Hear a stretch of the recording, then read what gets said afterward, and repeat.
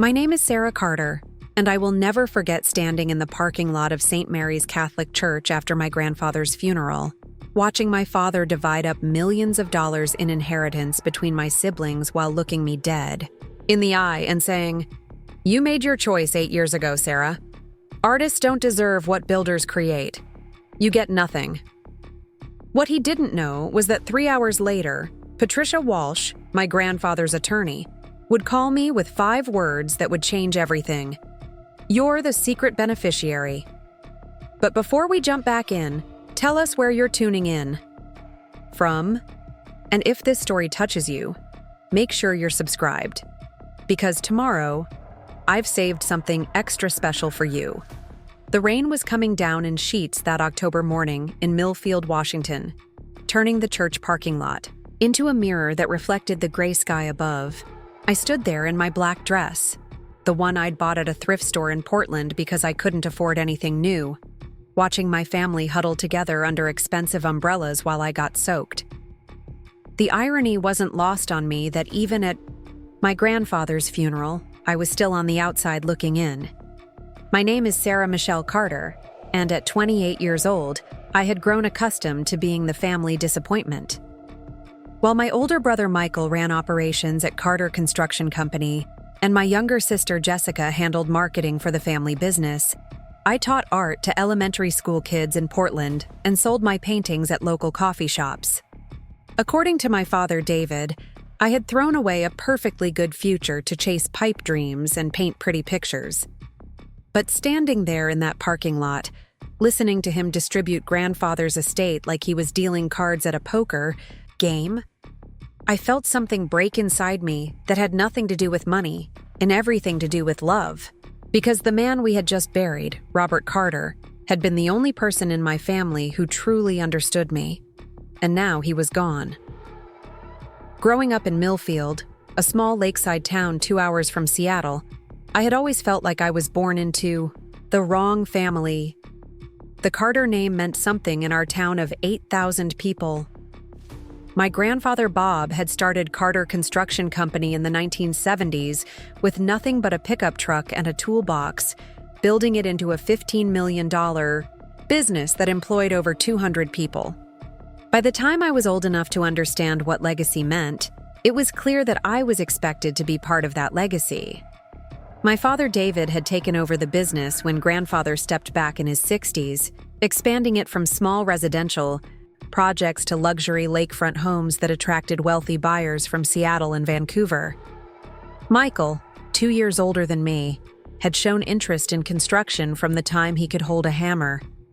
Jessica, 2 years younger, had a natural talent for marketing and networking that made her perfect for bringing in high-end clients. And then there was me, the middle child who would rather sketch the houses we built than figure out how to build them. I remember being 7 years old, sitting in grandfather's workshop behind his modest cottage on Lake Millfield, watching him carve intricate details into a cabinet door. His hands moved with such precision, creating beauty from plain wood, and I was mesmerized. While other kids in town played video games or watched cartoons, I spent my afternoons in that workshop, learning to see the art in his craftsmanship. "Every piece of wood has a story, Sarah," he would tell me, his weathered hands guiding mine as I held my first carving tool. "Your job isn't to force it into something it's not. Your job is to listen to what it wants to become." I didn't understand. Then that he was teaching me about more than woodworking.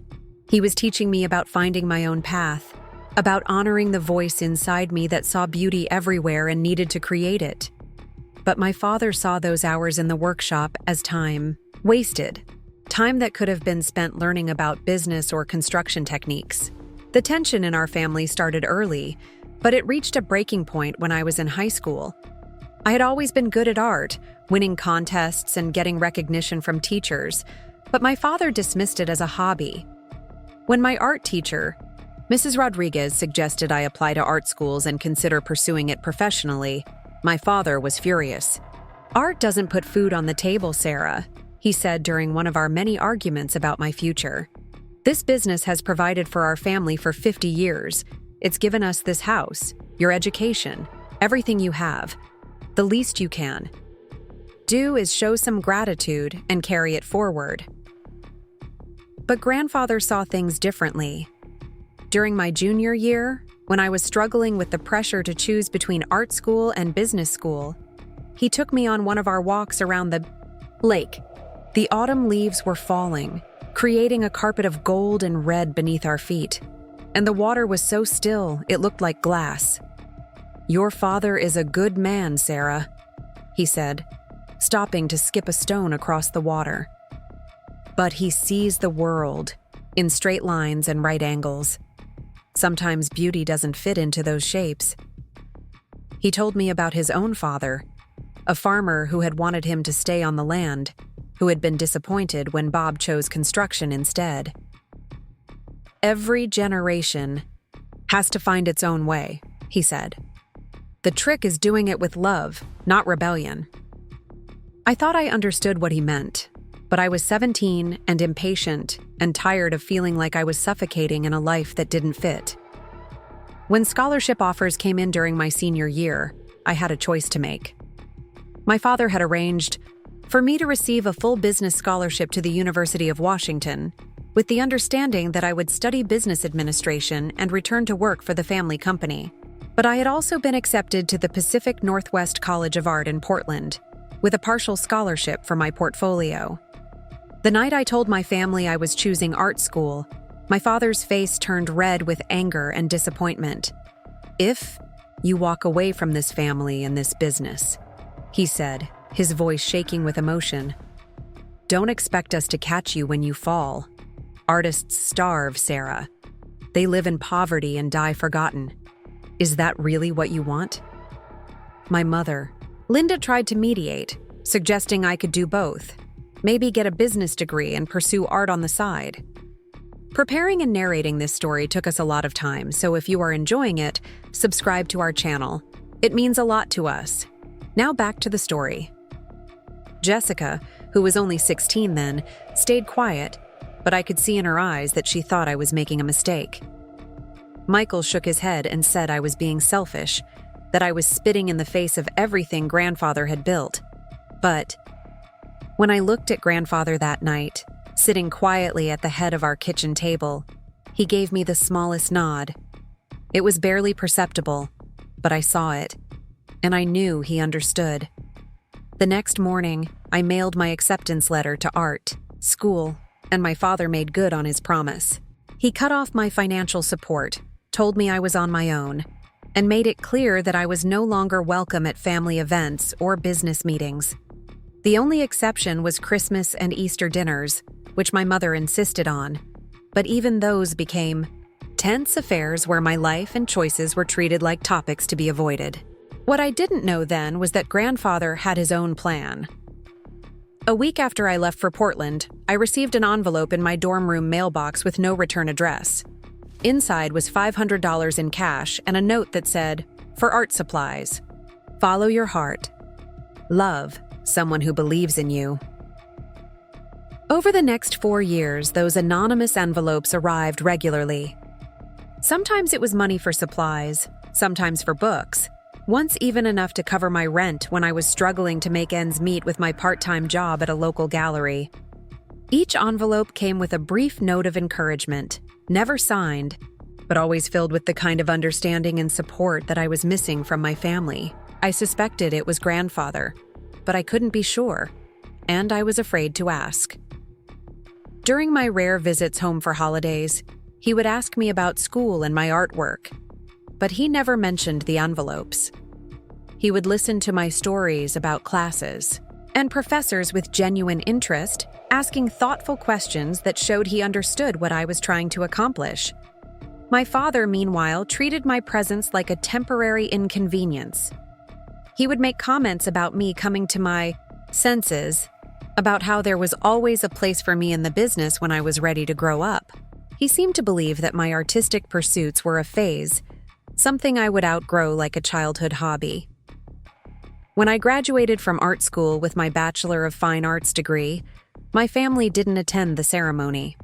I sat in the audience, afterward, watching other students celebrate with their families, feeling proud of what I had accomplished but aching with loneliness.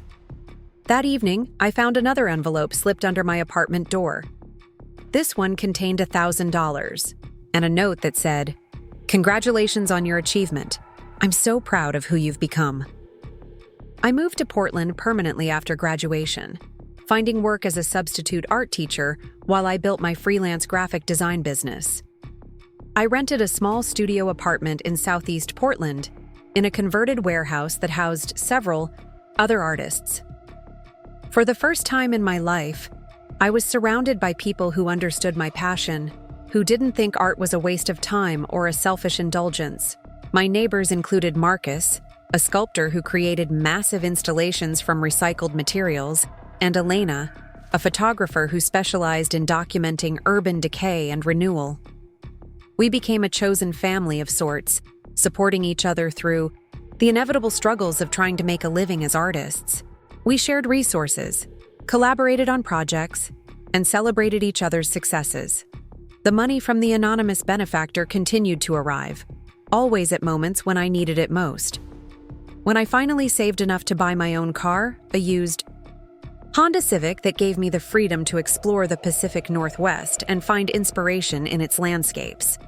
When I had the opportunity to attend a summer workshop with a renowned painter, but couldn't afford the tuition. When I needed to upgrade my computer equipment for my design business. By the time I was 25, I had established myself as a legitimate professional. I was teaching art part-time at Lincoln Elementary School, working with kids who reminded me why I had fallen in love with creating in the first place. My graphic design clients included several local businesses and nonprofits, and I was starting to sell my paintings at galleries around Portland. I wasn't getting rich, but I was making a living doing what I loved, which felt like winning the lottery. That was when I met Jake Thompson at a community art fair in Laurelhurst Park. He was volunteering at the information booth, helping families navigate the maze of artist booths, and I was struck by how patient and kind he was with the children who tugged on his sleeve and asked endless questions. When he stopped by my booth during his break, we started talking about art education and the importance of creative expression for kids. Jake taught 4th grade at Roosevelt Elementary, and like me, he believed that creativity was just as important as core academics.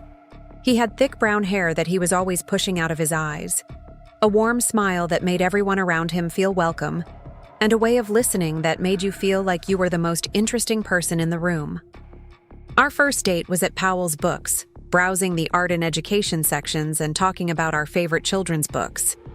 He told me about his students, how he incorporated art projects into his science and social studies lessons, how he saw creativity as a way to help kids who struggled with traditional learning methods. I told him about my own teaching, about the moment when a shy child finally found their voice through painting or drawing. We discovered we both loved hiking, spending weekends exploring the trails in the Columbia River Gorge and the Oregon coast. Jake would point out different types of trees and plants, sharing knowledge from his biology background, while I sketched landscapes and collected interesting stones and leaves for future art projects. He never made me feel like my artistic perspective was impractical or worthless. Instead, he seemed to see the world more clearly through my eyes. During this time, my contact with my family remained minimal. I would call my mother every few weeks, careful conversations that avoided topics that might upset my father. She would update me on family news, my brother's growing success in the construction business, my sister's engagement to a lawyer from Seattle, grandfather's gradual retirement from day-to-day operations. Michael had married his high school girlfriend and had 2 children by the time he was 27. He was being groomed to take over the business completely, learning every aspect from project management to client relations. Jessica had finished her marketing degree and was bringing in high-end clients who wanted custom lakefront properties. She was engaged to a successful attorney and planning a wedding that, according to my mother, would cost more than my annual salary. Meanwhile, grandfather was spending more time in his workshop, creating furniture pieces that had become sought after throughout the region. His work was featured in several home and garden magazines, and he had a waiting list of clients who wanted custom pieces. My mother mentioned that he often talked about me, asking how I was doing, whether I was happy, if I had enough work to support myself. 2 years ago, when I was 26, I started receiving reports that grandfather's health was declining. He had been diagnosed with early-stage Parkinson's disease, which was affecting his ability to do the detailed woodworking he loved. My mother told me he was struggling with the loss of dexterity in his hands, that he was becoming frustrated with his limitations. I wanted to visit him, to spend time with him while he was still able to communicate clearly, but my father had made it clear that I wasn't welcome at family gatherings. The few times I had tried to call grandfather directly, my father or Jessica would answer and tell me he was resting or busy. I began to feel like they were protecting him from me, as if my presence would somehow make his condition worse. But grandfather found a way to reach out to me. During one of my business trips to Seattle for a client presentation, I received a text from an unknown number.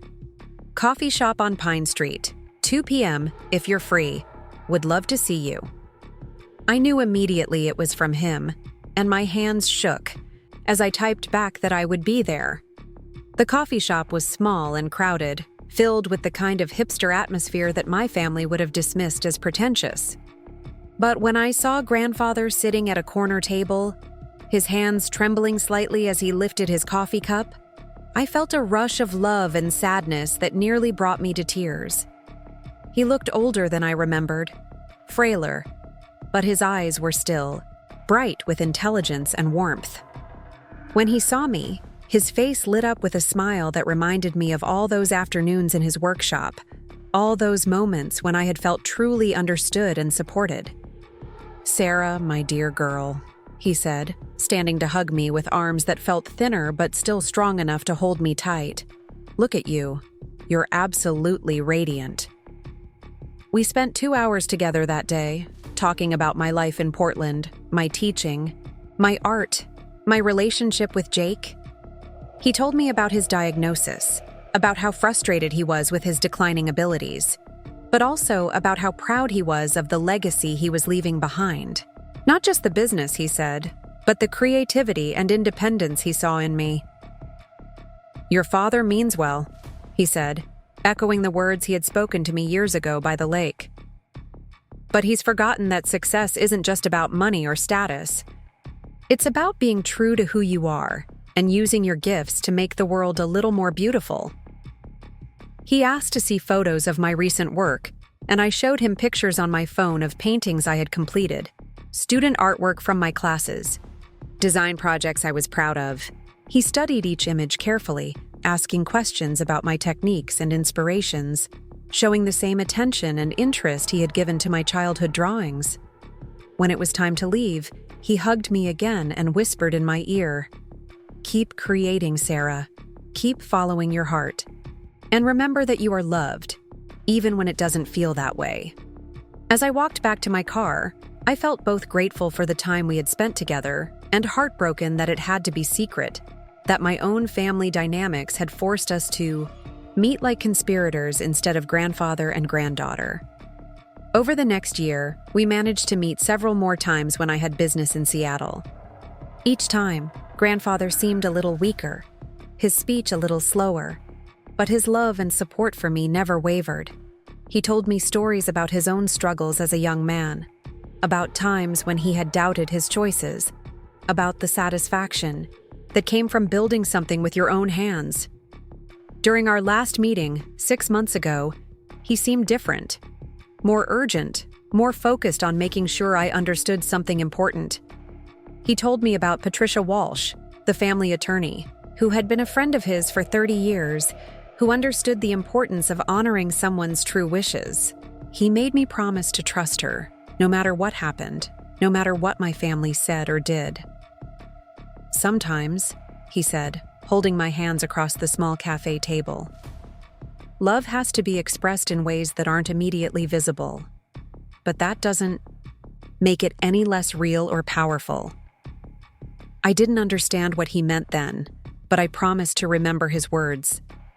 3 weeks later, my mother called to tell me that grandfather had been hospitalized with pneumonia.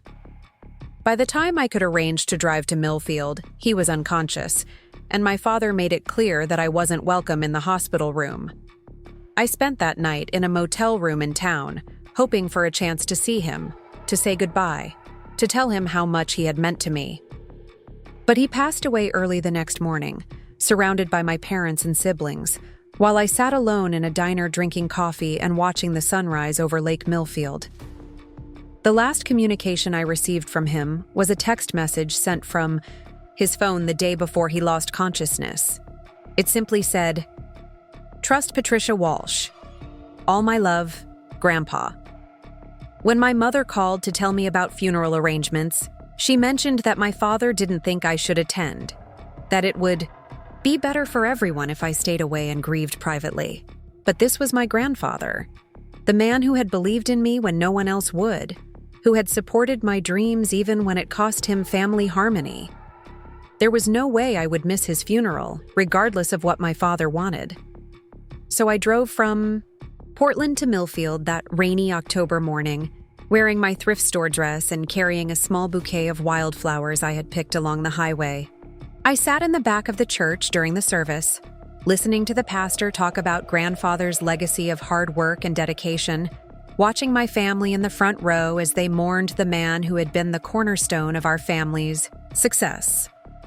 The service was beautiful and heartbreaking, filled with stories from community members who had been touched by grandfather's kindness and craftsmanship. But I felt like I was watching it all from behind glass, separated from my own family by years of disappointment and misunderstanding.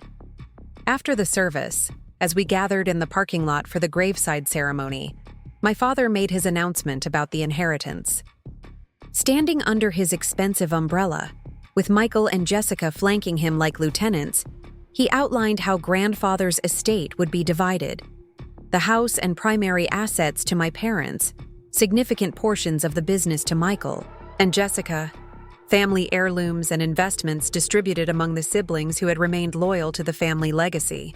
And then he looked directly at me, his eyes cold with a disappointment that had hardened into permanent disapproval, and delivered the words that felt like a final rejection. "You made your choice 8 years ago, Sarah. Artists don't deserve what builders create. You get nothing." The family members and friends who had gathered for the graveside service heard every word. I saw the mixture of sympathy and judgment in their faces, some feeling sorry for the granddaughter who had been cut off, others probably thinking I had brought it on myself by rejecting the family business. I stood there in the rain, feeling the weight of their stares, the finality of my father's words, the crushing loneliness of being completely alone in the world. My grandfather was gone, the last person who had truly understood and supported me. And now I was officially and publicly cast out from the family that had defined my entire identity, even when I was rebelling against it.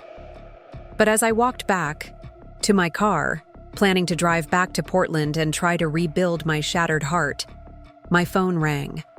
The caller ID showed a number I didn't recognize, but when I answered, a woman's voice said, "Is this Sarah Carter? This is Patricia Walsh. I think you and I need to talk." That phone call from Patricia Walsh changed everything. But first, let me tell you about the life I had built in Portland before that October day shattered my world. Because to understand why grandfather's secret inheritance meant so much, you need to know who I had become in the 8 years since I walked away from my family's construction empire. My apartment in Southeast Portland was nothing like the sprawling Carter family compound in Millfield. It was a converted loft in an old warehouse, with exposed brick walls and industrial windows that let in streams of natural light perfect for painting. The space was small, maybe 800 square feet, but every inch of it reflected who I was becoming. Canvases lined the walls, some finished pieces waiting to be delivered to galleries, others works in progress that I would study during my morning coffee, trying to solve problems of color and composition. The building housed 12 artists, and we had created our own little community. Marcus lived in the unit next to mine, a sculptor whose massive metal installations required him to rent additional space in the building's basement. He was in his 40s, a former aerospace engineer who had walked away from a six-figure salary to pursue his art full-time. His story resonated with mine, though his family had been more understanding of his career change. Elena occupied the corner unit with the best light, which made sense since she was a photographer. Her work focused on documenting the changing face of Portland, capturing the tension between gentrification and preservation that was reshaping our neighborhoods. She had gallery representation in 3 cities and made a decent living from her art, which gave the rest of us hope that it was possible to thrive creatively. Then there was David Kim, not to be confused with my father, who was a muralist and graphic designer. He had covered his entire apartment wall with a constantly evolving mural that served as both his artistic expression and his portfolio. Local businesses hired him to create custom murals, and he was starting to get commissions from cities throughout the Pacific Northwest. Living among these artists taught me that there were many ways to make a living from creativity. Elena showed me how to price my work appropriately and build relationships with gallery owners. Marcus helped me understand the business side of art, teaching me about contracts and commissions. David shared his knowledge of the graphic design world, helping me build my freelance client base. My teaching job at Lincoln Elementary provided steady income and health insurance, but more importantly, it gave me a sense of purpose that went beyond my own artistic ambitions. Walking into those classrooms filled with 8- and 9-year-olds, seeing their faces light up when I brought out the paint and brushes, reminded me daily why art mattered. There was Emma, a quiet girl whose parents were going through a difficult divorce. She barely spoke during regular class time, but when we were painting, she would create these incredibly expressive landscapes that seemed to capture emotions she couldn't put into words. I started staying after school with her, giving her extra time to work on her art, and slowly watched her confidence grow. Then there was Marcus, named coincidentally after my sculptor neighbor, who had been labeled as having attention problems by his previous teachers. But when he was drawing or working with clay, he could focus for hours. I worked with his regular teacher to incorporate more visual learning into his other subjects, and his overall academic performance improved dramatically. These kids reminded me that art wasn't just about creating beautiful objects or expressing personal emotions. It was about communication, about finding ways to share what couldn't be expressed in words, about giving people tools to process their experiences and connect with others. My freelance graphic design business was growing steadily. I had started with small local nonprofits, designing logos and marketing materials for organizations that couldn't afford big advertising agencies. Word of mouth led to referrals, and eventually I was working with restaurants, boutique shops, and small tech companies throughout Portland. One of my favorite clients was a women's shelter that needed a complete rebranding to help them apply for federal grants.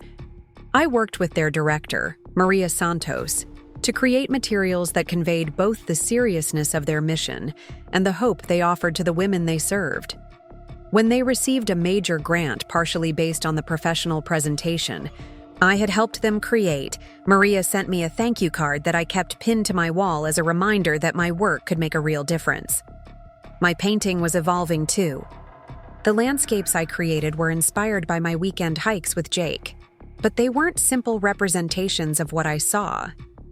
Instead, I was learning to capture the emotional resonance of these places, the way morning light on Mount Hood could fill you with hope, or how the power of the Columbia River Gorge waterfalls could make you feel both small and connected to something larger than yourself. I had started showing my work at local coffee shops and galleries, participating in First Thursday art walks, building a small but dedicated following of collectors who appreciated my interpretation of Pacific Northwest landscapes. Sales were modest but consistent, and I was starting to dream about having my own solo show. Jake had become an integral part of this life I was building. Our relationship developed slowly, built on friendship and shared values rather than passion alone.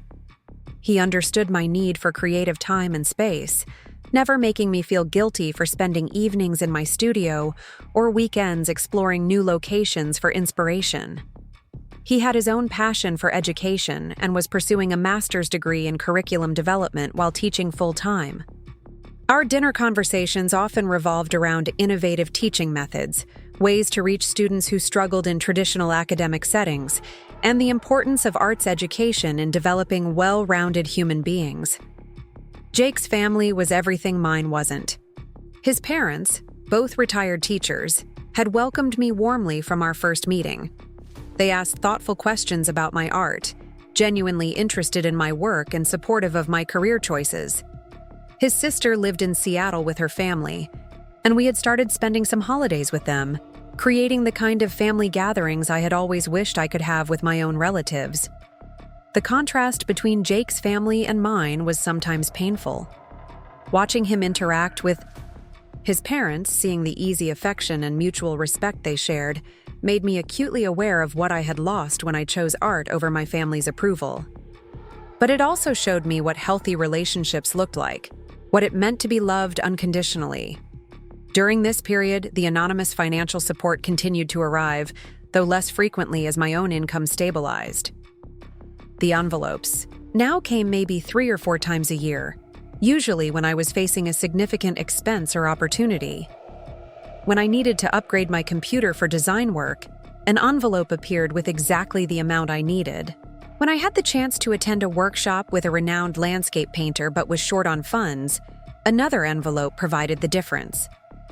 I had long since confirmed in my mind that these gifts were coming from grandfather, though I had never found the courage to ask him directly during our secret meetings. There was something about maintaining the mystery that felt important, as if acknowledging the source might somehow break the spell that allowed his support to continue. My life in Portland wasn't perfect. Money was often tight, and I sometimes worked long hours to balance teaching, design work, and my own artistic practice. There were moments of doubt, usually late at night when I was exhausted and worried about bills, when I wondered if my father had been right about the impracticality of an artistic career. But then morning would come, and I would wake up in my light-filled studio apartment, with Jake beside me and a canvas waiting for my attention. And I would remember why I had made the choices I had made. This life was mine, built according to my own values and dreams, and despite its challenges, it felt authentic in a way that joining the family business never could have. The distance from my family remained painful, but it had become a familiar ache rather than an acute wound. I had learned to navigate holidays and birthdays alone or with Jake's family, to build traditions that didn't involve the people who had raised me. Mother's Day was always difficult, knowing that my mother was caught between her husband's disapproval and her love for me, unable to bridge the gap that had grown wider each year. I sent birthday cards to my siblings and parents, usually choosing generic messages that wouldn't provoke conflict. Sometimes my mother would call to thank me, careful conversations that avoided mentioning my father's reaction or the ongoing tension in the family. She would update me on family news, always ending with the suggestion that maybe it was time for me to come home, to find a way to reconcile with my father. But I knew that reconciliation, in my father's mind, meant admitting I had been wrong, giving up my artistic career, and returning to take my place in the family business. It meant becoming someone I wasn't in order to gain acceptance from people who had never really understood who I was. Michael had gotten married 3 years ago, and Jessica's wedding was planned for the following spring. I learned about these major family events through my mother's careful phone calls, never receiving direct invitations, but always hearing about the celebrations after they happened. Each milestone felt like another door closing, another confirmation that I had chosen permanent exile from the family I had been born into. But I was building my own version of family. My artist neighbors had become my chosen siblings, supporting each other through creative struggles and celebrating each other's successes. Jake's family had embraced me as one of their own. My students at Lincoln Elementary brought joy and purpose to my days. I had created a life that was meaningful and fulfilling, even if it wasn't the life my birth family had wanted for me. Then came the phone calls about grandfather's declining health. The Parkinson's diagnosis had been devastating, not just because of what it meant for his physical capabilities, but because woodworking had been such a central part of his identity. My mother told me he was struggling with depression, frustrated by his increasing limitations, spending less time in his workshop and more time sitting by the lake, staring out at the water. I wanted desperately to visit him, to spend time with him while he was still able to communicate clearly, to show him examples of my recent work, and share stories about my life in Portland. But my father's prohibition against family contact extended to grandfather's illness, and my attempts to reach him directly were intercepted by other family members who insisted he was too sick for visitors. The secret meetings in Seattle became even more precious during this time. Grandfather seemed frailer with each encounter, his hands shaking more noticeably, his speech occasionally slowing as he searched for words. But his mind remained sharp, and his interest in my life never wavered. During one of our last conversations, he told me about a piece he was working on, a jewelry box for Jessica's upcoming wedding. His hands were no longer steady enough for the intricate detail work he had once been known for, but he was determined to finish this final gift for his granddaughter. "I want to leave something beautiful for each of you," he said, his voice thoughtful.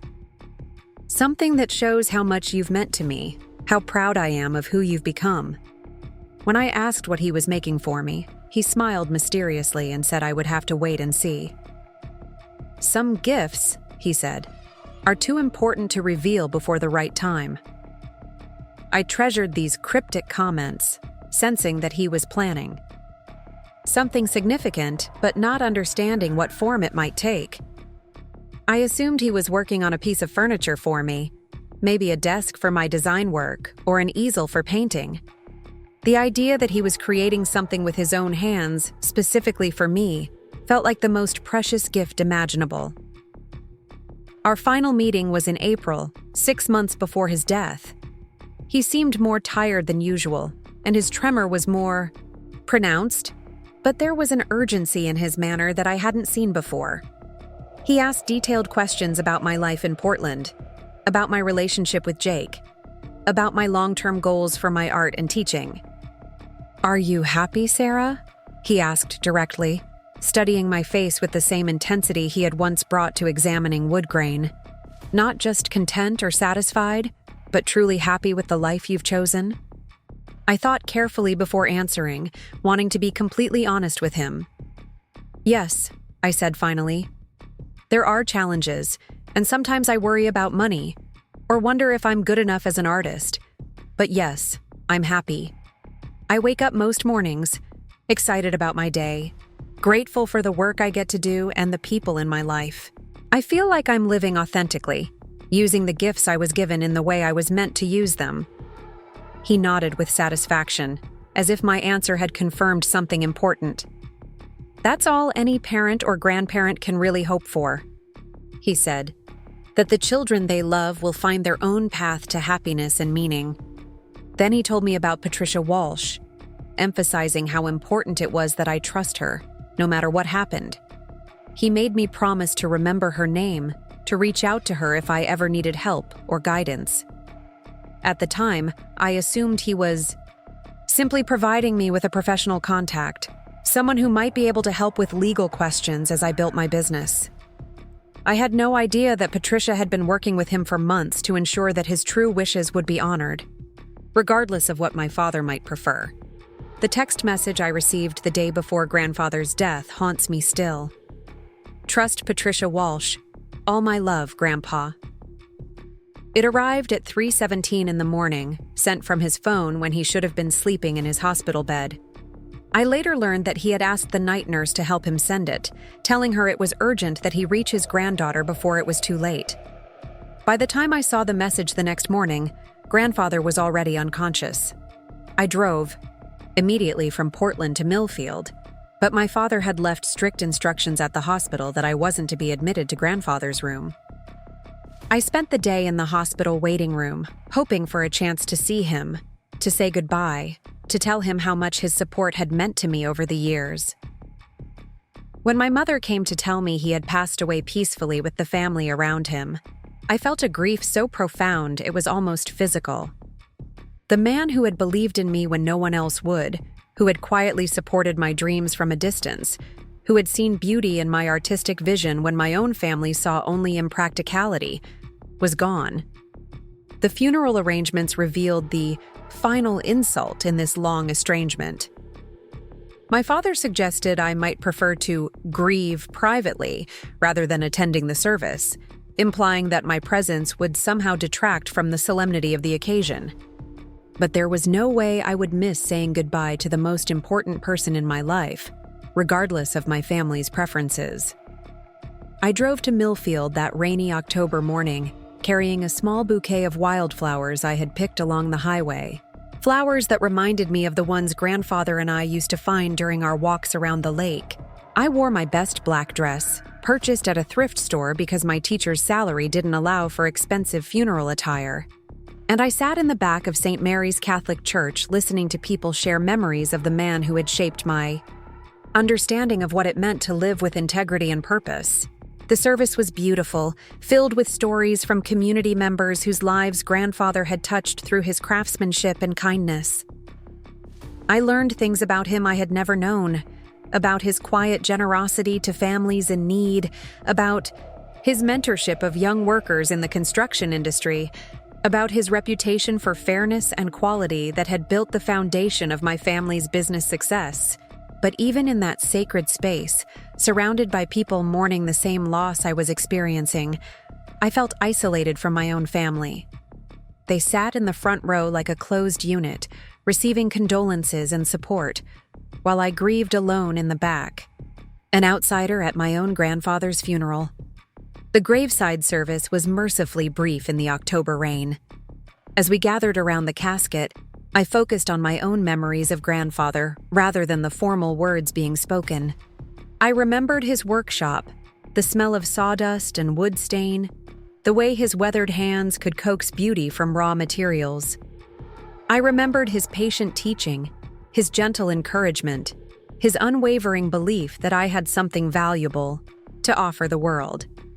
After the burial, as family and friends gathered in the church fellowship hall for the traditional meal, my father made his announcement about the inheritance.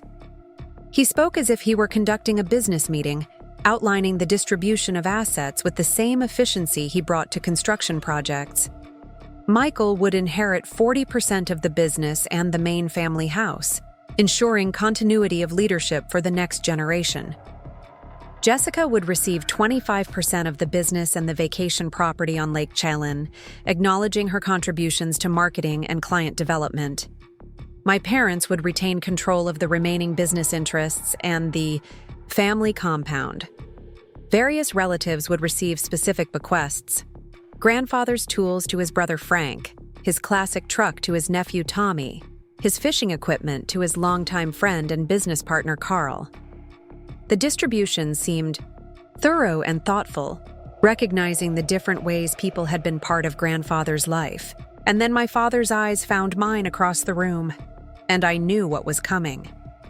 The conversations around us gradually quieted as people sensed the tension building.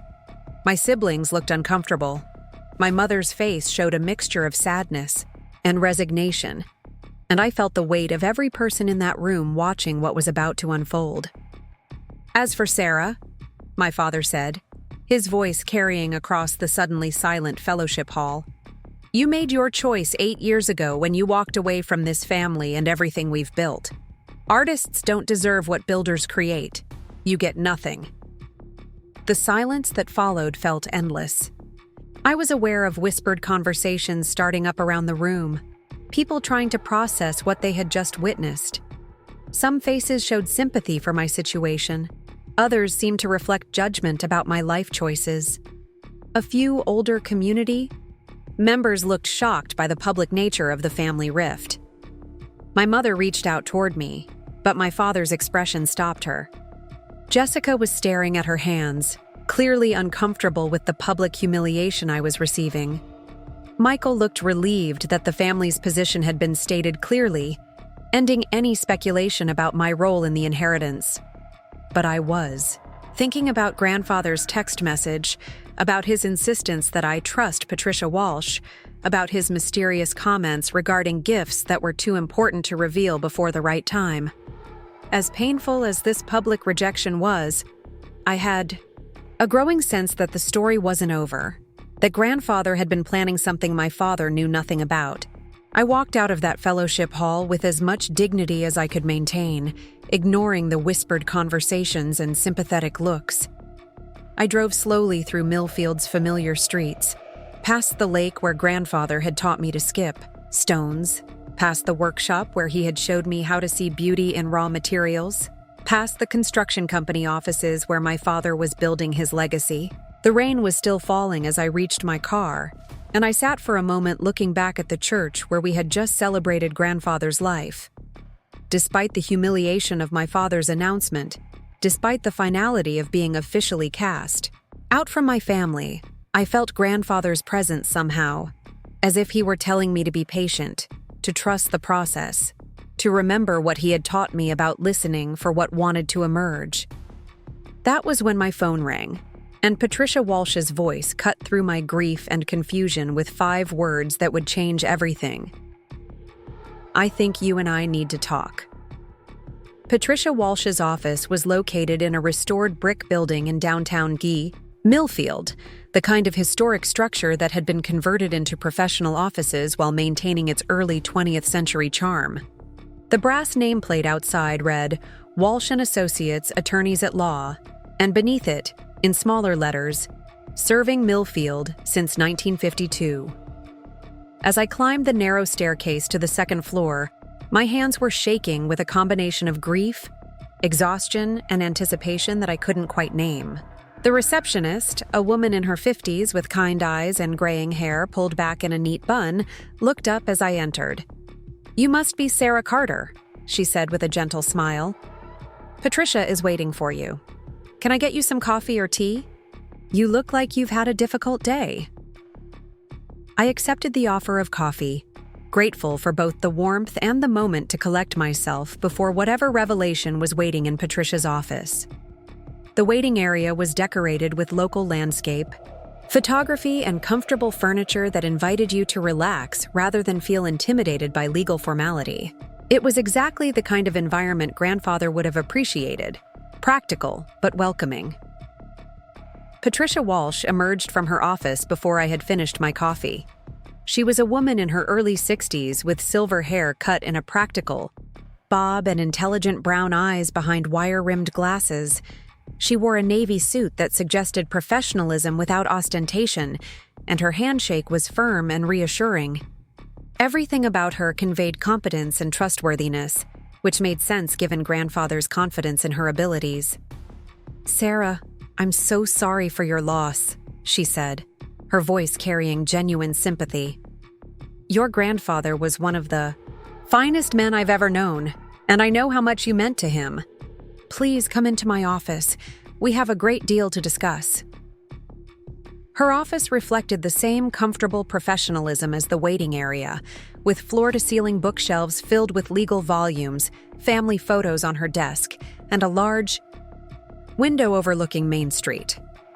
She gestured for me to take a seat in one of 2 leather chairs positioned in front of her desk, then settled into the other chair rather than sitting behind her desk, creating a more intimate, conversational atmosphere. "I imagine you're confused about why I asked you to come here," Patricia began, folding her hands in her lap. "Your grandfather asked me to contact you immediately after the funeral, regardless of what transpired with the family gathering. He was quite specific about the timing." She paused, studying my face with the same careful attention I remembered from grandfather when he was preparing to share something important. "Sarah, what I'm about to tell you may come as a shock, but I want you to know that every decision your grandfather made was deliberate and carefully considered. He spent months planning for this conversation." Patricia reached for a thick manila folder on her desk, opening it to reveal documents that appeared to have been prepared well in advance of grandfather's death. "Your grandfather maintained 2 separate wills," she said, her voice taking on the formal tone of legal explanation. "The first will, which was read to your family today, addressed the disposition of the family business and the assets that were jointly accumulated during his marriage to your grandmother and his partnership with your father. I nodded, trying to follow her explanation while my mind raced with possibilities. The coffee cup in my hands had grown cold, but I held on to it like an anchor as Patricia continued. However, she said, her voice becoming warmer, more personal, your grandfather also maintained separate assets that he acquired independently, assets that were never part of the family business or joint marital property. These assets were addressed in a second will, a private document that he asked me to execute separately from the main estate distribution. She pulled out a document that I recognized as grandfather's careful handwriting, though it was clearly a formal legal document prepared with Patricia's assistance. This second will pertain specifically to property and assets that your grandfather designated for you alone, Sarah. He was very clear that these bequests were to be kept confidential until after the family inheritance was settled. My heart was beating so fast I could hear it in my ears. What kind of assets? I managed to ask, my voice barely above a whisper. Patricia smiled, and for the first time since grandfather's death, I felt a spark of something that might have been hope. Let's start with the property, she said, turning to a page in the folder. Your grandfather owned his cottage and workshop on Lake Millfield independently of the family business. He purchased that property with his own savings before he married your grandmother, and he maintained ownership throughout his life. That property, including the house, workshop, and 3 acres of lakefront land, now belongs to you. I stared at her, trying to process what she was saying. Grandfather's cottage, the place where I had learned to love both art and craftsmanship, where I had spent the happiest hours of my childhood, was mine. The workshop where he had patiently taught me to see beauty in raw materials, where he had encouraged my creativity when everyone else saw it as impractical, was now mine to preserve and use. But that's not all, Patricia continued, turning to another section of the documents. Your grandfather was quite successful as an independent craftsman apart from the family construction business. Over the years, he sold custom furniture pieces to collectors throughout the region, and he invested those proceeds separately from the family business income. She handed me a bank statement that showed an account balance I had never imagined grandfather possessing. $537,000, she said quietly. Money he earned through his own artistic work, invested carefully over 30 years, and designated specifically for you. The number seemed impossible.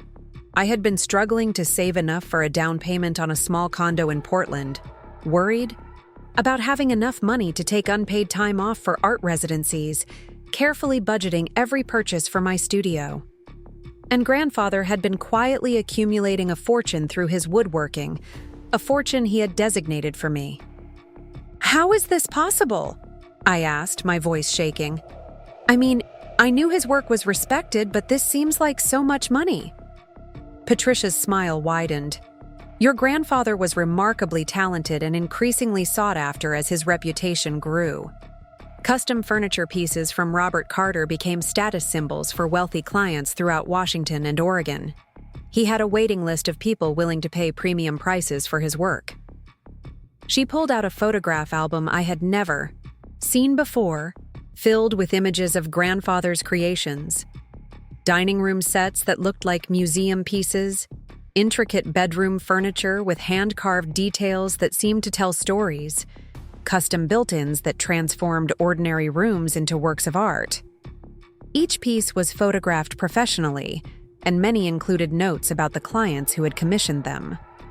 He documented every piece he created, Patricia explained, both for his own records and because he wanted you to understand the scope of his artistic legacy. He often told me that you were the only family member who truly understood that craftsmanship was an art form, not just a trade. As I flipped through the album, I recognized elements that grandfather had tried to teach me during our hours in his workshop. The attention to grain and texture, the way he would study a piece of wood before deciding how to shape it, the pride he took in creating something beautiful that would last for generations. These photographs revealed the full extent of his artistic vision, a body of work that rivaled anything I had seen in museums or galleries. "But there's more," Patricia said, and I looked up from the album to see her pulling out another folder. "Your grandfather was also your anonymous benefactor during your college years and your early career in Portland. He kept detailed records of every gift he sent, along with notes about why he felt you needed support at particular moments." She handed me a ledger written in grandfather's careful handwriting, page after page, documenting the envelopes that had appeared at crucial moments in my life. The entry for my college graduation read, "Sarah completed her degree despite family pressure to abandon her dreams.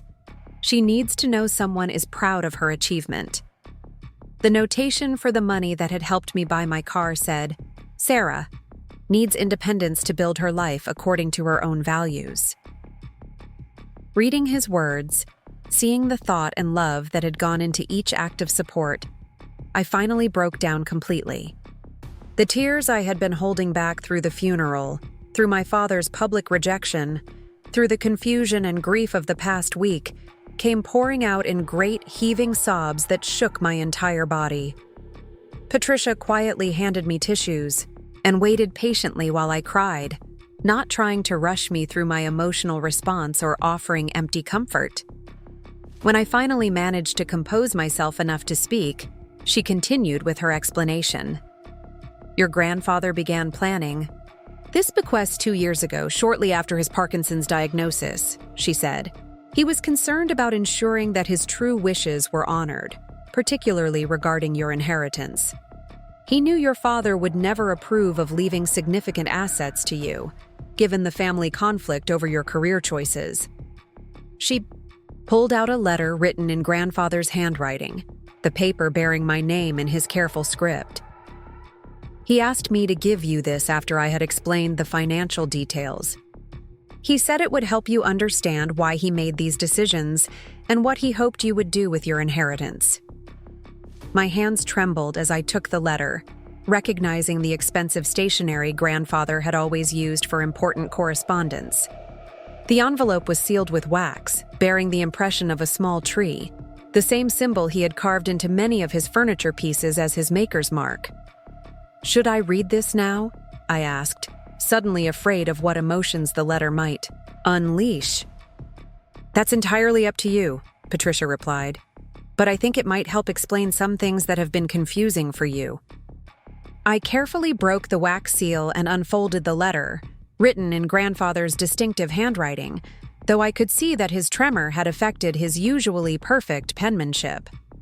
Despite the slight shakiness of the letters, every word was clear and deliberate.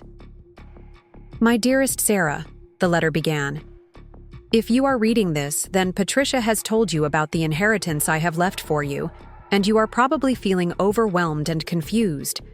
Let me try to explain why I made these decisions and what I hope you will understand about the love that motivated them." I paused, looking up at Patricia, who nodded encouragingly. "Take your time," she said. "There's no hurry." I continued, reading. "For 8 years, I have watched your family struggle with your decision to pursue art instead of joining the family business. I have seen your father's disappointment turn to anger, and I have watched your siblings accept his interpretation of your choices as selfish and ungrateful. But Sarah, I want you to know that I have never shared their view of your life path." The letter went on to describe grandfather's own struggles as a young man, his desire to become an artist himself, and his father's insistence that art was an impractical luxury that poor families couldn't afford. "I compromised," he wrote, "choosing construction because it seemed like a practical way to create things with my hands. And I built a good life, Sarah. I'm proud of what I accomplished, but I always wondered what might have been if I had been brave enough to follow my artistic dreams." His words revealed a side of grandfather I had never fully understood. I had known he appreciated art and craftsmanship, but I hadn't realized that he had once harbored his own artistic ambitions. that my pursuit of art represented dreams he had never allowed himself to chase. When you chose art school over the family business, the letter continued, I saw myself at your age, except you had the courage I lacked. You were willing to risk family disapproval and financial uncertainty to pursue what you believed in.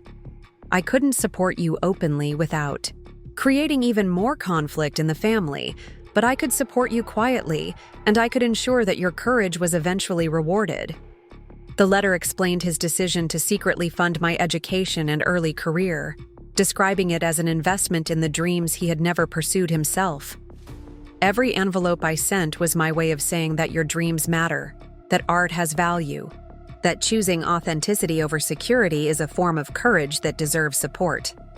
Reading his words, I finally understood the deeper meaning behind years of anonymous support.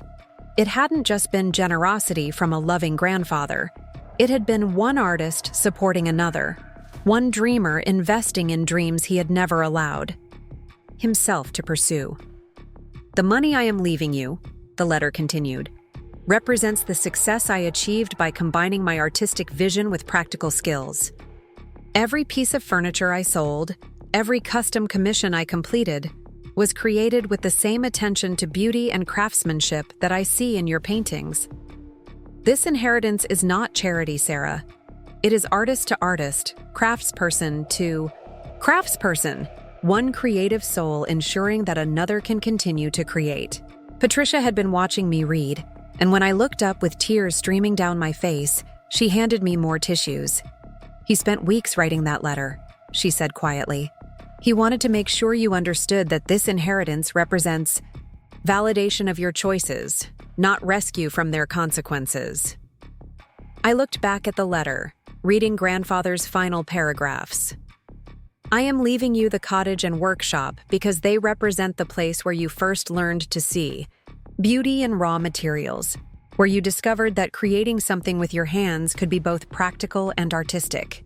I hope you will use that space to continue growing as an artist, and perhaps to teach others what you have learned about following their creative dreams. The letter concluded with words that seemed to speak directly to the pain I had experienced at the funeral. I know your father's rejection today was painful, and I am sorry that his disappointment has blinded him to the remarkable woman you have become. But Sarah, you do not need his approval to live a meaningful life. You have already proven that courage and creativity can build something beautiful, something worthwhile, something that makes the world a little better than you found it. He signed the letter simply, with all my love and admiration, Grandpa. Bob. I sat in Patricia's office for several minutes after finishing the letter, trying to absorb the magnitude of what had just been revealed. I was not the disinherited granddaughter my father had publicly proclaimed me to be. I was the secret heir to grandfather's artistic legacy, the recipient of his life's work as an independent craftsman, the chosen guardian of the workshop where my own creative journey had begun. What happens now? I finally asked Patricia, my voice still shaky from reading grandfather's letter. Now, she said, pulling out another set of documents, we handle the legal transfer of these assets to you. The cottage and workshop will need to be transferred through a deed, which I can handle within the next few days. The bank account will require your signature on several documents, but the funds will be available to you immediately. She handed me a key that I recognized immediately. It was the spare key to grandfather's cottage, the one he had hidden under a flower pot by the front door in case of emergencies. He asked me to give you this, she said, and to tell you that you're welcome to visit the property whenever you're ready.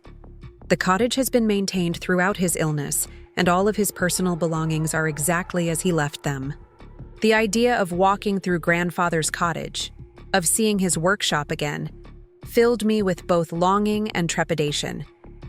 That place held so many memories, so much love and learning and connection.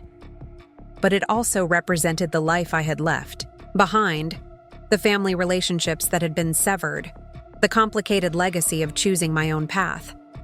Patricia, I said, looking at the key in my palm. "Can I ask you something? Did my father know about any of this? About the separate assets? Or grandfather's plans?" Her expression became more guarded, taking on the careful neutrality of someone choosing her words deliberately. "Your grandfather was very clear that these assets were his alone to dispose of," she said.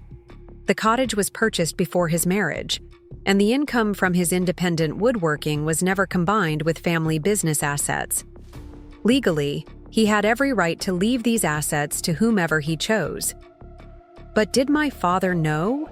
I pressed, sensing there was more to the story. Patricia sighed, and for the first time during our conversation, she looked uncomfortable. "Your father was aware that your grandfather maintained some independent assets," she said carefully.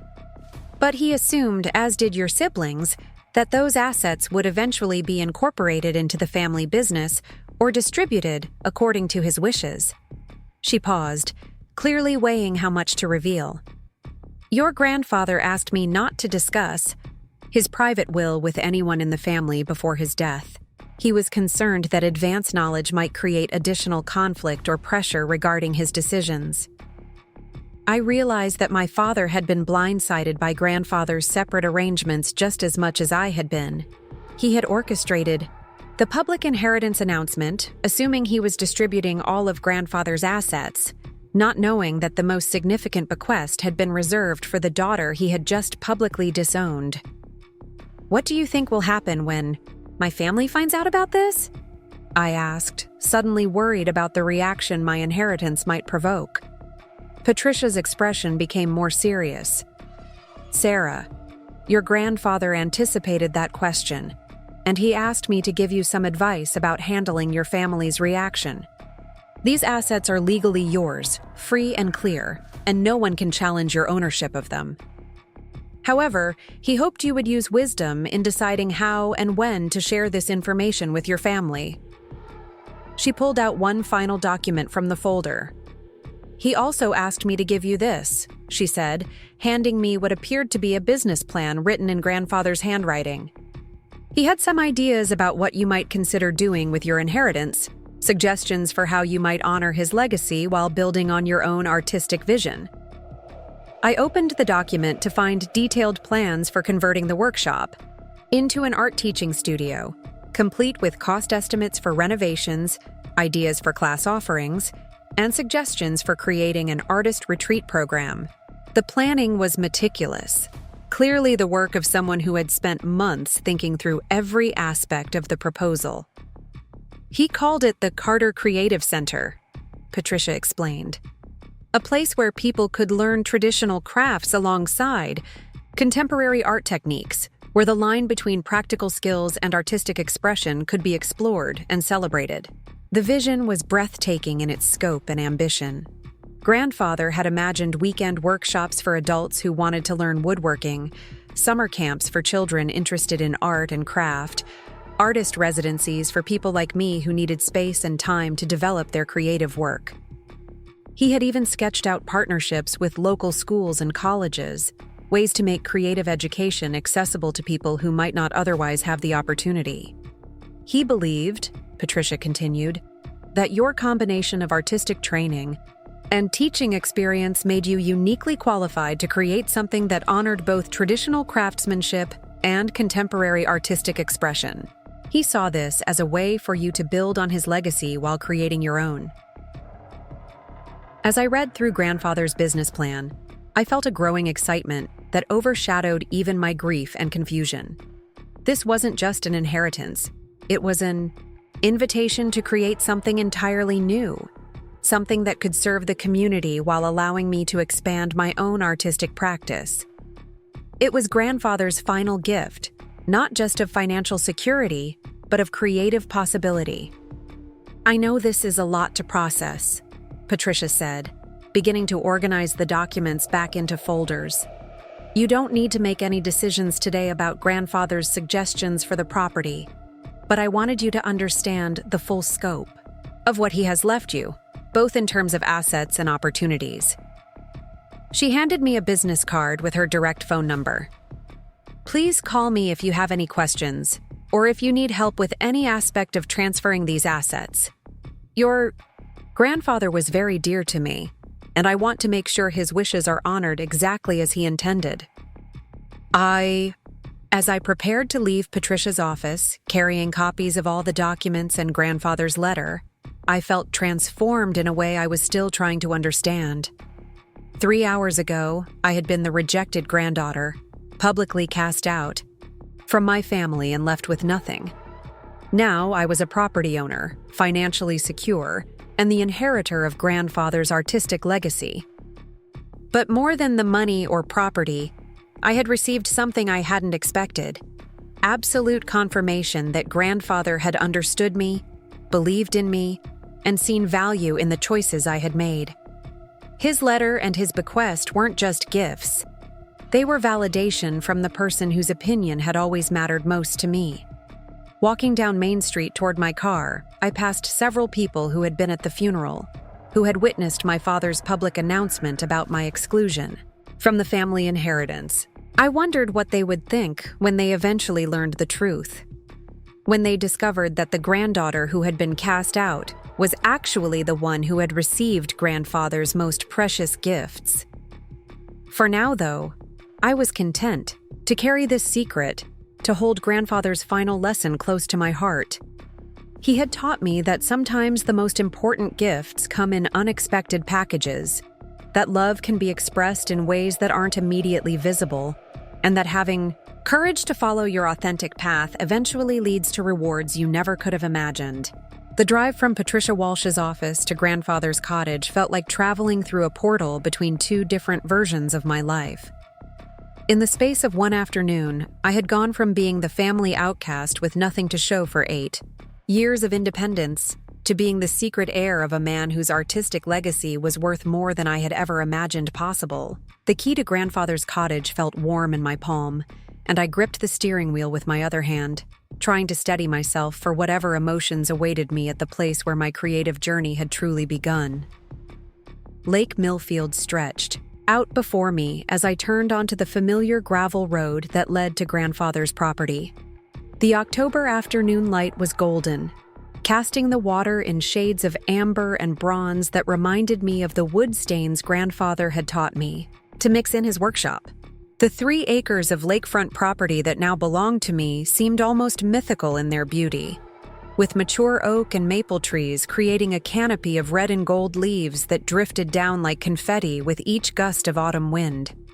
The cottage itself appeared exactly as I remembered it from my childhood visits, though I was seeing it now through different eyes. Instead of a modest retreat where grandfather had lived simply, I recognized it as a carefully designed artist's sanctuary. The large windows facing the lake weren't just for the view. They were positioned to capture the best natural light for detailed work. The wraparound porch wasn't just for relaxation. It was a perfect outdoor studio space for projects that required ventilation or messy work. I parked my car in the same spot where grandfather had always parked his old pickup truck, under the massive oak tree that had been my favorite climbing destination during childhood visits. As I walked toward the front door, I noticed details that spoke to grandfather's artistic sensibility: the hand-carved mailbox post, the intricate wooden wind chimes that sang in the lake breeze, the carefully maintained flower gardens that provided natural beauty year-round. The spare key was still in its hiding place under the ceramic flower pot by the front door, just as grandfather had told Patricia it would be. As I turned the key in the lock, I felt like I was crossing a threshold into a sacred space, a place where grandfather's spirit still lived in every carefully crafted detail. The interior of the cottage took my breath away. I had remembered it as cozy and welcoming, but I hadn't fully appreciated the artistry that went into every element of its design. The walls were lined with built-in bookshelves that grandfather had obviously crafted himself, each shelf perfectly proportioned and finished with the kind of attention to detail that elevated functional furniture into art. The hardwood floors gleamed with the patina that comes from decades of careful maintenance, and I could see the subtle variations in wood grain that grandfather had taught me to appreciate. But what truly amazed me were the paintings hanging throughout the cottage. I had assumed they were prints or reproductions of famous works, but examining them more closely, I realized they were original paintings, many of them signed by local artists whose work I recognized from Portland galleries. Grandfather had been not just a creator of art, but a collector and supporter of other artists, surrounding himself with creativity in all its forms. In the living room, I found a display case I had never noticed as a child, filled with what appeared to be awards and recognition from woodworking associations, craft guilds, and art organizations. Certificates proclaimed Grandfather as Master Craftsman of the Year and Lifetime Achievement in Fine Woodworking. Photographs showed him at gallery openings and craft shows, receiving honors I had never known he had earned. One photograph, in particular, stopped me in my tracks. It showed Grandfather standing next to a massive dining room set in what was clearly an upscale gallery setting. He was wearing a suit I had never seen him wear, looking dignified and proud as he shook hands, with a woman who appeared to be presenting him with some kind of award. The caption beneath the photo read, "Robert Carter receives the Pacific Northwest Artisan Excellence Award for outstanding contribution to fine furniture design." This was a side of Grandfather I had never known existed. To me, he had simply been the kind man who had patiently taught me to use tools and encouraged my artistic dreams. I had never realized that he was a recognized master craftsman, that his work was celebrated in the broader artistic community, that he had built a reputation that extended far beyond our small town. Moving through the cottage felt like discovering a treasure map to Grandfather's inner life. His bedroom contained a writing desk where he had obviously kept detailed journals about his work, his thoughts on creativity, and his observations about the artistic process. Skimming through the most recent entries, I found references to me, to his hopes for my artistic development, to his plans for ensuring that his workshop would continue to be a place where creativity could flourish. One entry, dated just 3 months before his death, read, "Sarah's latest paintings show remarkable growth in her understanding of light and composition. She has developed her own voice as an artist while maintaining the appreciation for craft and technique that I tried to instill in her. I believe she is ready to take on the responsibility of stewarding this place and everything it represents." Another entry, written shortly after his Parkinson's diagnosis, revealed his deeper motivations. "I find myself thinking more about legacy, about what I want to leave behind beyond the family business. The workshop has been my sanctuary for 30 years, the place where I could pursue my own artistic vision apart from commercial pressures. Sarah understands what this place means, and I believe she will use it to create something even more meaningful than what I was able to accomplish alone." The kitchen had been updated with modern appliances, but it retained the warmth and functionality that made it perfect for both daily living and entertaining. I could imagine hosting artist workshops here, feeding creative people who came to learn and share their own artistic journeys. The large farmhouse table was clearly Grandfather's handiwork, its surface worn smooth by decades of use, but still sturdy and beautiful. But it was the workshop that truly took my breath away. Stepping through the door that connected the cottage to the converted barn, I felt like I was entering a cathedral of creativity. The space was enormous, with soaring ceilings and skylights that filled the room with natural light. Every tool had its designated place on custom-built storage systems that were themselves works of art. The workbenches were positioned to take advantage of different types of light throughout the day, and I could see that Grandfather had designed the entire space with the precision of someone who understood exactly how creativity flowed. Along one wall, I discovered something that brought tears to my eyes: a gallery of my own artwork from childhood through my recent career. Grandfather had saved every drawing I had given him, every school art project I had shared with him, every photograph of paintings I had completed during my time in Portland. They were mounted and displayed with the same care he would have given to valuable professional artwork, creating a visual timeline of my artistic development that I had never seen assembled in one place. Beside this gallery of my work, grandfather had created what appeared to be a shrine to artistic inspiration. Photographs of famous artists and craftspeople shared wall space with quotes about creativity, perseverance, and following one's passion. A small placard in grandfather's handwriting read, "For Sarah, who taught me that courage comes in many forms, and that choosing authenticity over approval is the bravest choice of all." In the center of the workshop, covered by a canvas tarp, sat what was obviously a piece of furniture in progress. My hands shook as I pulled away the covering to reveal a stunning writing desk, clearly designed with my proportions and preferences in mind. The wood was a beautiful cherry that had been stained to bring out its natural grain, and the design incorporated small carved details that reminded me of the wildflowers we had collected during our walks around the lake. A note taped to the desk surface read, "For Sarah's writing and design work. May this desk support many years of creative endeavors and artistic success. Started with love, to be finished by you when you're ready to make this workshop your own." I ran my hands over the smooth surfaces grandfather had already completed, feeling the same attention to beauty and function that characterized all of his work. This desk wasn't just furniture. It was a declaration of faith in my future, a tangible representation of his belief that I would continue to create, to grow, to contribute something beautiful to the world. Exploring the workshop further, I found detailed plans for the artist, retreat center grandfather had envisioned. The drawings were professional quality, showing how the space could be reconfigured to accommodate multiple teaching stations, storage for various art supplies, and comfortable areas for artists to work and reflect.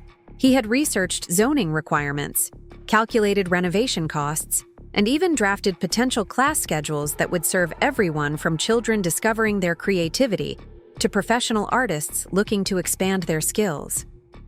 The business plan was thorough and realistic, incorporating grandfather's understanding of both the local community and the broader artistic market. He had identified potential partnerships with art schools in Seattle and Portland, opportunities for corporate retreat programs, and possibilities for artist residency programs that could attract creative people from around the country. But what moved me most was finding a folder labeled Sarah's Teaching Philosophy, filled with notes grandfather had taken during our conversations over the years about my work with students, my beliefs about art education, and my dreams for making creativity accessible to more people. He had been listening more carefully than I had realized, documenting my ideas and incorporating them into his vision for the retreat center. One page contained a quote he had written down during one of our secret meetings in Seattle. "Sarah believes that everyone has creative potential, but many people never discover it because they're told that art is only for specially talented individuals. She wants to create environments where people feel safe to experiment, to make mistakes, to discover their own unique way of seeing and expressing beauty." Reading his interpretation of my teaching philosophy, I realized that grandfather had understood not just my artistic abilities, but my deeper calling to help others discover their own creativity. The retreat center he had envisioned wasn't just about continuing his legacy.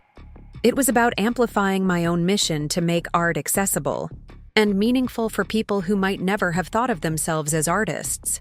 As the afternoon light began to fade, I found myself sitting on the workshop floor, surrounded by evidence of grandfather's love, planning, and faith in my future. The inheritance he had left me was far more than money and property. It was a complete foundation for building the kind of life and career I had dreamed about, but never dared to plan for myself. My phone buzzed with a text from Jake. "How are you holding up? Do you want me to drive over from Portland?" I realized I had been in the cottage for hours, completely absorbed in discovering the extent of grandfather's gifts. For the first time since his death, I felt something that resembled peace, a sense that despite the painful family dynamics and public rejection I had experienced, I was exactly where I was meant to be. I texted back, "I'm okay. Actually, more than okay. Call you tonight with some amazing news." As I locked up the cottage and prepared to drive back to my hotel in town, I felt transformed by what I had discovered.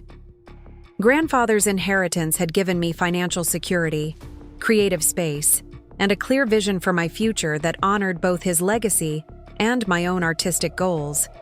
But more importantly, it had given me proof that love and support can take forms. We don't always recognize that patience and faith sometimes lead to rewards beyond our wildest dreams. The next morning, I called Patricia Walsh to begin the legal process of transferring the property and assets to my name. I also called the principal at Lincoln Elementary to request an extended leave of absence, explaining that I had inherited property that required immediate attention. I didn't mention the full scope of Grandfather's bequest, but I indicated that I might be relocating to Washington to manage family affairs. My conversation with Jake that evening was long and emotional. I shared everything Patricia had revealed, reading him portions of Grandfather's letter and describing the workshop and cottage that now belonged to me. Jake's response was everything I could have hoped for: excitement about the possibilities, support for whatever decisions I wanted to make, and willingness to consider relocating to help me build the Artist Retreat Center if that was the path I chose to pursue. "Sarah," he said, his voice warm with love and admiration, "this is incredible. Your grandfather saw something in you that your father was too stubborn to recognize, and now you have the chance to create something that could impact hundreds of people's lives. Whatever you decide to do, I'm with you completely." Over the following weeks, I divided my time between Portland and Millfield, gradually transitioning my graphic design clients to other freelancers while developing detailed plans for the Carter Creative Center. I met with contractors about renovation costs, researched requirements for operating an educational facility, and began reaching out to artists and educators who might be interested in teaching workshops. The response was overwhelmingly positive. Local artists were excited about having a dedicated space for teaching and collaboration. Educators from Seattle and Portland expressed interest in developing programs that could serve both children and adults. Several established craftspeople offered to teach traditional techniques like woodworking, pottery, and textile arts alongside contemporary artistic approaches. But the most gratifying response came from my former students at Lincoln Elementary. When I visited the school to clean out my classroom, several children asked when they would be able to visit my art place that their parents had heard about. The idea that I could continue working with young artists while also serving adult learners felt like the perfect integration of all my passions and skills. 3 months after Grandfather's funeral, I was ready to share the news of my inheritance with my family. I had debated for weeks about whether and how to reveal what Grandfather had left me, ultimately deciding that honesty was more important than avoiding conflict. I wrote a letter to my parents and siblings, explaining what I had discovered about Grandfather's separate assets and his plans for the Artist Retreat Center. The responses were exactly what I had expected. My father was furious, feeling betrayed by Grandfather's secrecy, and convinced that I had somehow manipulated the situation to my advantage. Jessica was confused and hurt, wondering why Grandfather had chosen to favor me when I had been the one to reject the family. Michael was primarily concerned about the business implications, worried that other family assets might be tied up in legal complications. My mother's response was the most complex. She called me directly after receiving my letter, her voice a mixture of sadness, pride, and relief. "I always knew your grandfather had a special relationship with you," she said, "and I'm glad he found a way to show his support, even if it couldn't be done openly. I just wish our family could find a way to heal from all these years of misunderstanding." The family dynamics remained complicated, but Grandfather's inheritance had given me something more valuable than their approval: the resources and confidence to build a life that honored my authentic self while serving others. The Carter Creative Center opened 6 months later, with Jake as my partner in both life and business, and an inaugural program that attracted artists and students from throughout the Pacific Northwest. On opening day, as I watched children and adults working side by side in Grandfather's workshop, learning to see beauty in raw materials and discovering their own creative potential. I felt his presence in every carefully crafted detail of the space he had left me. His final gift hadn't just been financial security or property ownership. It had been the ultimate validation that choosing authenticity over approval, courage over comfort, and creativity over convention leads to rewards that extend far beyond anything money can buy. Standing in the workshop where my artistic journey had begun, surrounded by people discovering their own creative voices, I understood that grandfather's true legacy wasn't the furniture he had crafted or the business he had built. His legacy was the courage to follow your dreams, the wisdom to support others in following theirs, and the faith that love expressed with patience and intention eventually finds its way to exactly where it needs to be. The sound of children's laughter echoing through grandfather's workshop on that crisp Saturday morning in May felt like the universe finally aligning with its intended purpose. 6 months had passed since I had discovered the full extent of grandfather's inheritance, and the Carter Creative Center was hosting its first annual Spring Arts Festival. Watching 8-year-old Emma carefully painting watercolor flowers while her grandmother learned pottery techniques at the station next to her, I felt a profound sense of completion that went far beyond anything I had imagined possible during those dark days following grandfather's funeral. Jake emerged from the cottage carrying a tray of fresh coffee and homemade muffins, his face glowing with the satisfaction that comes from seeing a dream become reality. He had taken a position teaching at Millfield Elementary, bringing his innovative educational methods to our small town while helping me develop programming for the Creative Center. His transition from Portland had been seamless, as if he too had been waiting for the right opportunity to build something meaningful in a community that valued both tradition and innovation. The Seattle Times photographer wants to interview you about the center's impact on rural arts education, he said, setting the tray on the custom-built serving table that had been one of grandfather's final projects. And the Arts Council from Spokane called to ask about hosting a similar program next summer. The media attention had been unexpected, but welcome. What had started as a personal mission to honor grandfather's vision had grown into something that was attracting notice from educators, artists, and community developers throughout the Pacific Northwest. The combination of traditional crafts instruction with contemporary artistic techniques was proving to appeal to people of all ages and backgrounds, creating an intergenerational learning environment that enriched everyone involved. Marcus, my sculptor friend from Portland, was leading a metalworking workshop in the renovated barn space, teaching teenagers how to create garden sculptures using recycled materials. His booming laugh mixed with the sounds of hammering and welding as young artists discovered the satisfaction of shaping metal into artistic expression. Elena had driven over from Portland to document the festival, her cameras capturing the joy and concentration on faces ranging from 6-year-old beginning painters to 70-year-old woodworkers learning techniques grandfather had perfected over decades. The transformation of grandfather's property had exceeded even his ambitious plans. The main workshop now accommodated multiple teaching stations for woodworking, painting, sculpture, and mixed media arts. The cottage served as office space, a gallery for displaying student and instructor work, and comfortable meeting areas for planning and reflection. We had added a ceramics studio in the converted shed and created outdoor workspace areas that took advantage of the property's natural beauty.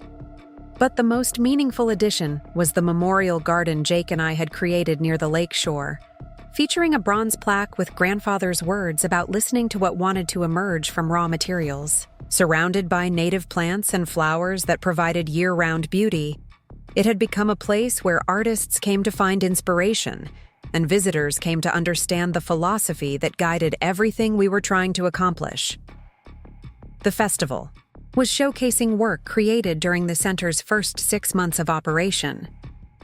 Paintings lined the cottage walls, sculptures filled the garden spaces, and handcrafted furniture demonstrated the continuing tradition of fine woodworking that grandfather had established. But more important than the individual pieces was the evidence of community that had formed around shared creative experiences. Mrs. Patterson, a retired librarian who had been one of our first adult students, was displaying a series of landscape quilts that incorporated traditional techniques with contemporary artistic vision. She had started attending workshops because she was lonely after her husband's death, but had discovered not just a new creative outlet, but a supportive community of fellow artists who had become genuine friends. Tommy Martinez, a local teenager who had been struggling in school, had found his passion in the woodworking classes and was now creating furniture pieces that showed real artistic promise. His parents, who had been skeptical about the value of arts education, had become strong supporters of the center after seeing how creative work had boosted their son's confidence and academic performance. The festival had also attracted several members of my family, though their presence created a complex mixture of emotions I was still learning to navigate. My mother had driven over from the family compound, bringing my young nephew and niece to participate in the children's activities. Watching her observe the workshops and interact with other parents, I could see her beginning to understand what grandfather had envisioned and why he had believed so strongly in my ability to create something meaningful. Jessica arrived just before lunch, accompanied by her fiancé Richard and several friends from Seattle who were interested in contemporary arts and crafts. Her initial skepticism about the center had gradually given way to grudging respect as she saw the professional quality of our programming and the positive response from participants and media. She spent considerable time examining the display of grandfather's finished furniture pieces, many of which she was seeing for the first time. "I had no idea," she said quietly, as we stood together looking at a dining room set that had been featured in Pacific Northwest magazine. "I mean, I knew Grandpa was good at woodworking, but I didn't understand that he was this accomplished as an artist." Her admission represented a shift I had been hoping for, but hadn't dared to expect. For the first time, someone in my family was acknowledging that grandfather's work had been art, not just skilled craftsmanship, and by extension, recognizing that my own artistic pursuits had merit beyond personal indulgence. "He never talked about the recognition he received," I replied, gesturing toward the display of awards and magazine features we had created to help people understand grandfather's artistic legacy. "I think he was more interested in the work itself than in getting credit for it." Michael's absence was conspicuous but not surprising. As the new head of Carter Construction, he was struggling with challenges that had emerged since grandfather's death, including increased competition from larger firms and difficulty maintaining the reputation for quality that had been the company's foundation. According to family reports, he was working long hours and feeling the weight of expectations that came with carrying on grandfather's business legacy. My father had not attended the festival, which was both disappointing and expected. His anger about grandfather's secret inheritance had not diminished over the months, and he remained convinced that I had somehow manipulated the situation to my advantage.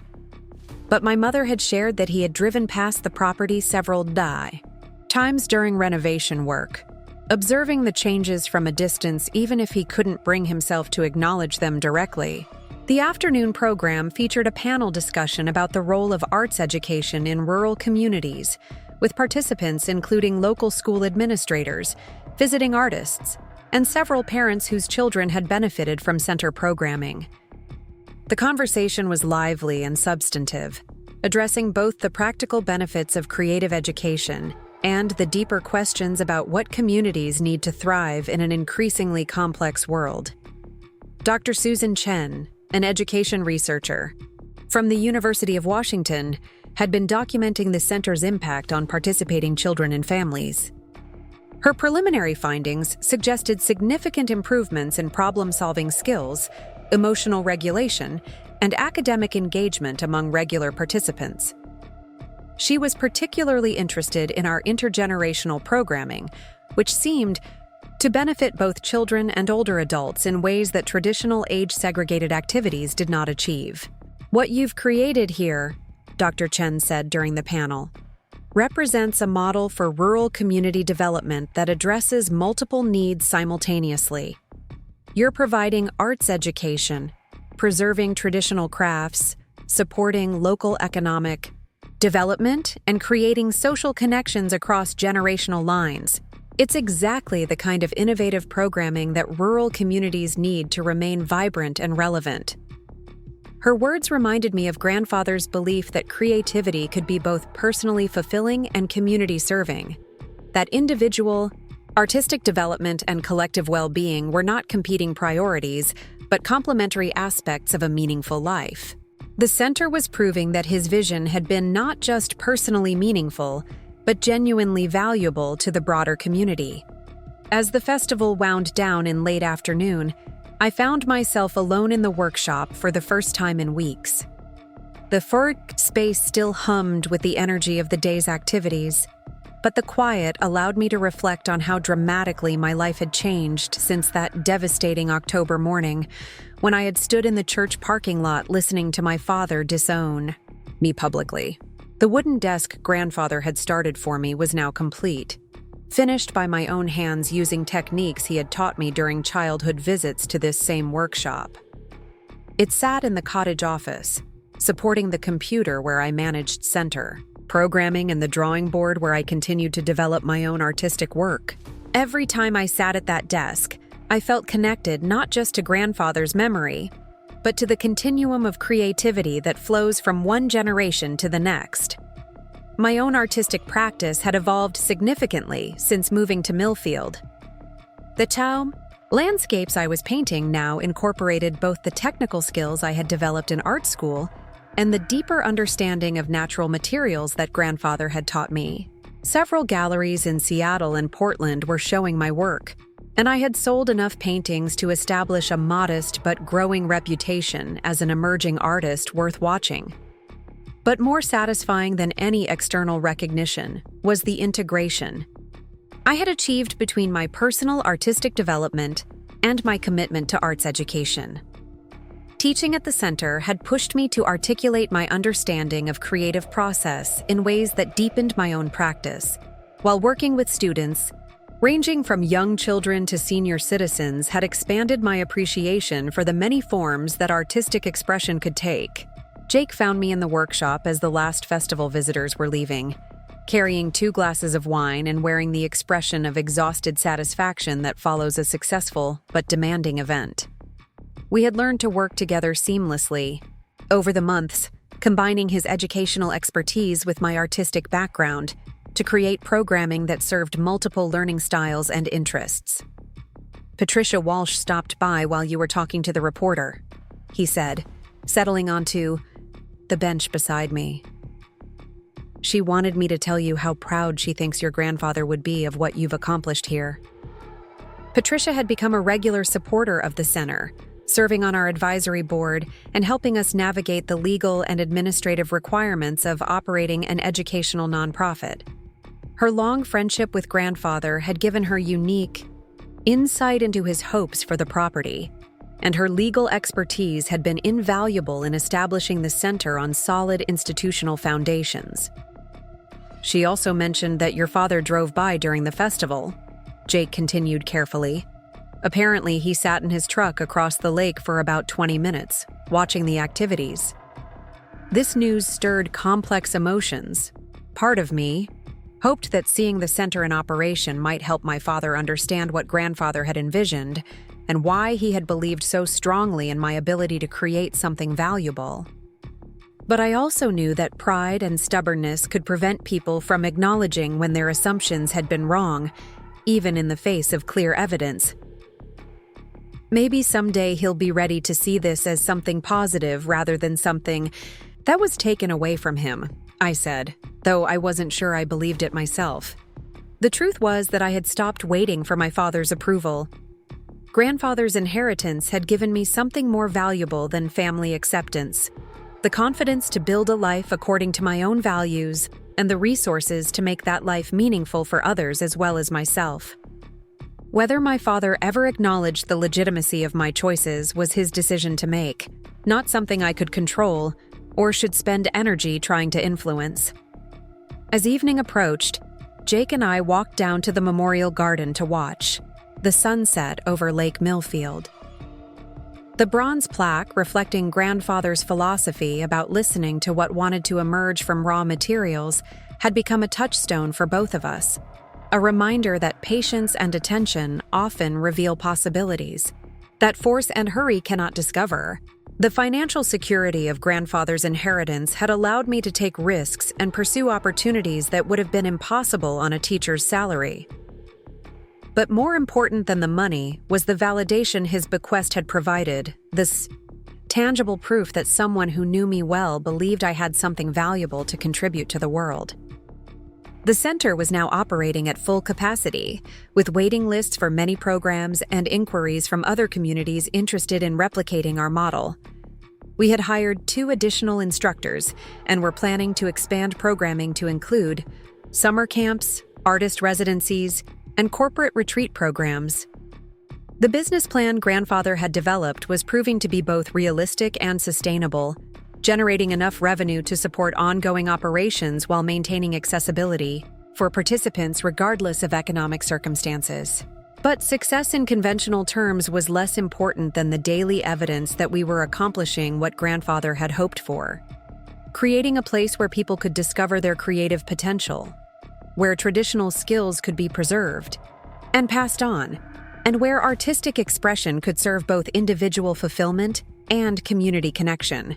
The evening light on the lake reminded me of the golden hour when grandfather and I used to take our walks, discussing everything from wood grain patterns to life philosophy, while watching the water change colors with the shifting light.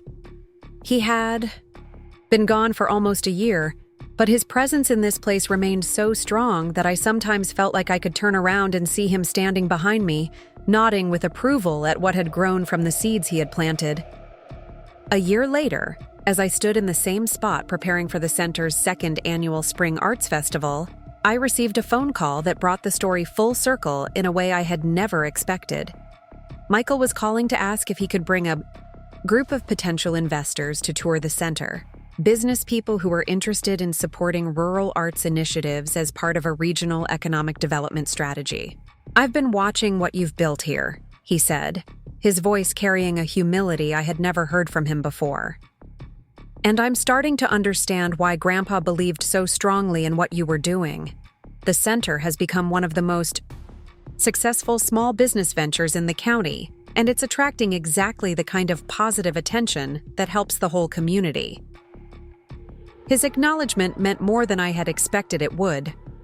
Michael had always been the family member, most committed to understanding ventures in terms of their practical impact and economic sustainability. If he was recognizing the center as a legitimate business success, it suggested that grandfather's investment in my dreams had been vindicated in terms that my entire family could understand and respect. "I'd be honored to show them around," I replied, meaning it sincerely. "And Michael, thank you for seeing this as something positive. I know it's been complicated for everyone." The investors' visit led to grant funding that allowed us to establish an endowment for scholarships, ensuring that financial barriers would never prevent anyone from participating in center programming. It also led to a partnership with the state university system to develop certification programs for arts educators, expanding our impact beyond direct instruction to influence how creative education was delivered throughout the region. But the most meaningful outcome was the gradual healing that began to occur within my family. My mother became a regular volunteer, helping with children's programs and discovering her own artistic abilities in our senior adult classes. Jessica started bringing her own children to family workshops, creating new traditions that honored both artistic exploration and family connection. Even my father eventually visited the center, though it took him 2 full years to work up the courage. He came quietly one weekday afternoon when few people were around, spending an hour walking through the workshop and examining grandfather's tools and finished pieces. He didn't speak to me directly during that visit, but he left a handwritten note on my desk that simply said, "Your grandfather would be proud." Those 5 words represented the closest thing to reconciliation I was likely to receive from him, and I found that they were enough. I had learned that love and approval are not the same thing, that you can build a meaningful life without universal family support. and that sometimes the most important inheritance is not what people leave you in their wills, but what they teach you about courage, persistence, and staying true to your deepest values. Standing in Grandfather's workshop on a sunny spring morning, surrounded by the sounds of creativity and learning, watching people of all ages discover their artistic potential in the space where my own creative journey had begun, I understood that his final gift had been perfect in ways I was still discovering. He had given me not just financial security or property ownership, but a foundation for building exactly the kind of life I was meant to live. The workshop door opened, and Emma, now 10 years old and one of our most dedicated young artists, burst in with her latest painting still wet with watercolors. "Miss Sarah, look what I made! It's the lake, but with all the colors I see inside my head when I think about how the water makes me feel." Her painting was bold and expressive, capturing something essential about the emotional experience of beauty that technical skill alone could never achieve. Looking at her work, I was reminded of Grandfather's teaching that the most important art comes from learning to trust what you see and feel, rather than trying to reproduce what you think you're supposed to create. "It's absolutely beautiful." "Emma," I said, meaning every word. "Your grandfather would have loved seeing how you're not afraid to paint your feelings instead of just copying what things look like." As she skipped away to show her painting to Jake, I felt the continuity that connects all creative work across generations, the way that encouragement and instruction and faith in human potential flow from teacher to student to teacher again in an endless cycle of growth and discovery. Grandfather's workshop had become exactly what he had envisioned, a place where creativity could flourish, where traditional skills could be preserved and adapted for contemporary expression, and where people could discover that everyone has something valuable to contribute to the ongoing human conversation about beauty, meaning, and connection. His inheritance had given me the resources to build this dream, but more importantly, it had given me the confidence to believe that dreams, pursued with patience and integrity, eventually find their way to reality. Standing in the space where my artistic journey had begun, surrounded by evidence of creativity and learning and growth, I knew that his faith in me had been justified in ways that extended far beyond anything money could measure. Up next, you've got 2 more standout stories right on your screen. If this one hit the mark, you won't want to pass these up. Just click and check them out.